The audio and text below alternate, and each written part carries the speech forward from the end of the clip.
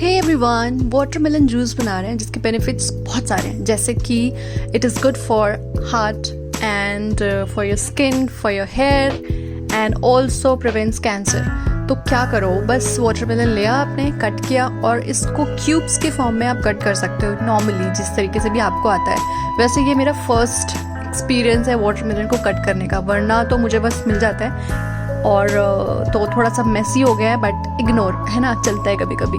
तो इसको आप इस तरीके से कट करो और रेड वाला पार्ट रखना है, ग्रीन वाला या फिर वो नहीं लेना बिकॉज वो थोड़ा सा कड़वा होता है, तो उसकी हमें ज़रूरत नहीं है। तो अगर आपको मसल सोरनेस भी होती है, अगर you are a gym freak, तो वाटरमेलन ज़रूर हेल्प करता है उन चीज़ों से भी डील करने के लिए।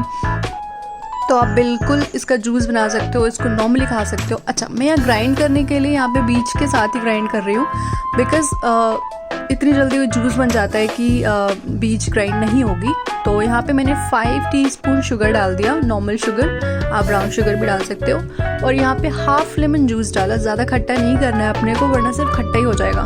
और यहाँ पे जितना आपको चिल्ड चाहिए वो आप उतने आइस डाल सकते हो, आइस क्यूब्स, और इसके बाद आप ग्राइंड कर लो। ग्राइंड जब आप करोगे तो थोड़ा सा मशी कंसिस्टेंसी होगा, तो आप इसको अगर ऐसे ही कंज्यूम करना चाहते हो तो भी कर सकते हो, अदरवाइज आप इसको थोड़ा सा स्ट्रेन कर लो और इसके बाद आपके जो भी बीज हैं वो सारे साइड हो जाएंगे। आप देख सकते हो कि बीज बिल्कुल भी क्रश इस तरीके से हो गई है और वो जूस के साथ मिक्स नहीं हुई है। और आप इसमें चाहो तो पानी डाल सकते हो, थोड़ा सा पानी मिला सकते हो अगर आपको 2 ग्लास की कंसिस्टेंसी चाहिए या फिर थोड़ा सा चाहिए लाइट, तो आप ऐसे भी कर सकते हो। मैंने इसमें पानी नहीं मिलाया है, मैंने नॉर्मली ग्लास में इसको पोर कर लिया और आप देख सकते हो कितना रिफ्रेशिंग लग रहा है, कितना फ्रेश। इसमें आप लेमन के स्लाइसेस डाल सकते हो, मिंट स्लाइसेस डाल सकते हो, एज यू प्रेफर आप उसको इस तरीके से बना सकते हो।